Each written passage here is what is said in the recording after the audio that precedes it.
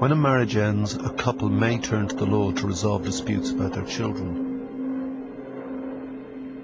But almost immediately, they're sucked into an antiquated, secret family justice system, where the dispute is inflamed further because of the adversarial nature of our law, which promotes discord, bitterness, rage, anger, and finally, hatred. It's a farce. The law claims to be gender neutral, but that's a lie. For 9 times out of 10, the judge's decision will favour the mother. If they're lucky, dads, like a visiting uncle from Mars, will see their kids for contact every other weekend. So why does this happen? Why are fathers forcibly removed from their children? Why do we allow this, in effect, state-sanctioned kidnapping? The root of the problem facing fathers lies with one crucial phrase written into the law itself. The first line of the 1989 Children Act states that the best interests of the child are to be considered paramount. Now, this sounds fair enough, but in reality it's through this that a bias against the idea of men in the home has penetrated the family courts. The Children's Act states that the interests of the children will be served by this law, because it's called the Children's Act. For me, the problem is that the unspoken and indeed unwritten corollary of that clear statement is that the interests of the child are nearly always best served by the presence of the mother. Why are the courts so resistant to the fact that men are as capable at bringing up their children as a woman? Well, I find that very difficult to deal with. I think probably in many cases it's happened because the courts have tended to equate young children with mothers for some reason. Well, that's a cultural, isn't it? A social thing. Yes, another time. Probably, yes. So no one is accountable for this reactionary, unfair, unjust, possibly illegal, and certainly illogical system which causes so much destruction. How can this be? While society is changing, what is still the fact is that women take the prime responsibility for caring and bringing up their child, and that's still, you can see that in the patterns of work, you can see that in who's at the school gates picking up the children, you can see that in who takes the children to the doctors, who takes the children to the dentist. When it comes to separation and divorce and determining the residence for a child, interesting enough, if you actually look at the stats, you'll probably dispute this one, but the reality is that women on the whole, more women tend to apply for residence orders, more men tend to apply for contact orders. But if a man does want to fight for the right to be a parent, he'll face a bigger, more practical problem. By the time a case gets to court, most fathers will have left the family home for which he is still paying and be lucky to afford a bedsit or shared flat. By moving out, a father is in fact often sowing the seeds of his own downfall. Letting the children live alone with their mother will very quickly establish a living arrangement that the courts are reluctant to break up. When you're in a conflict situation and a judge has to determine the residence of the child, the judge, in looking at the interests of the child, would look for stability. So if the child is already living with a mum... What's his idea of stability? Well, if the child is already living with a mum, the judge may well decide that that's in the best interest of the child to continue. Well, that's wrong. Well, that may be your view. No, now, how do we tackle that? View. Hang on. How do we tackle that? By speeding up the court processes and by trying to get mediation and conciliation in at an earlier stage. But why has this clearly failed, decrepit system been allowed to continue for so long, reinforcing the worst prejudices and injustices?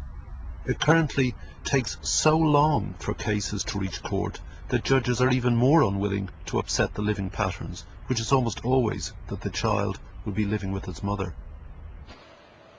The status quo almost always happens simply because of the delay in getting to court. Yes. So the court itself imposes a status quo. So it's catch-22. This is one of the criticisms that judges have of the system. Delay. And it is outrageous. And it takes a year, sometimes longer, for the case to come before the court. Now, that is wrong. I mean, take, for example, the requirement to have a welfare officer's report. The government target is 12 weeks. Now that's 3 months before you get a report. In fact, it seldom takes 3 months. It usually takes 4 or 5 months. Can you just think? 20 weeks waiting for a report.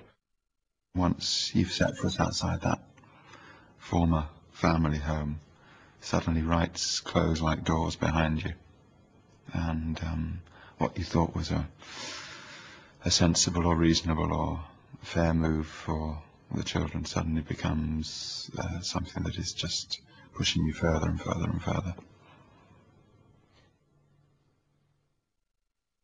Going through this secret criminalising system is a vile and frightening experience for all concerned. Men are left feeling worthless, belittled, impoverished and embittered. And despite the exhortations of the law, the interests of the child are usually forgotten by the system in the heat of a state-engendered hatred. Nobody's explained this one to me. We're supposed to be acting in the child's best interest, yet we spend tens of thousands of pounds. We inevitably wind up selling the family home to pay legal fees, to fight it out in court over the children. How is that in the child's best interest? Who wins? Does mum win? No. Does dad win? No. That's a very strong Does a child win? No. Who wins? There's only one type of person wins. That's the legal. But that's a consequence. Why does that happen? It's a consequence of having an unclear law. What judges decide in 93% of all cases that come before them is that the children should live with mum and see dad in a few hours of state-sanctioned time on prescribed days, as though they were an occasional visiting uncle made strange by distance and uncomfortable by unfamiliarity.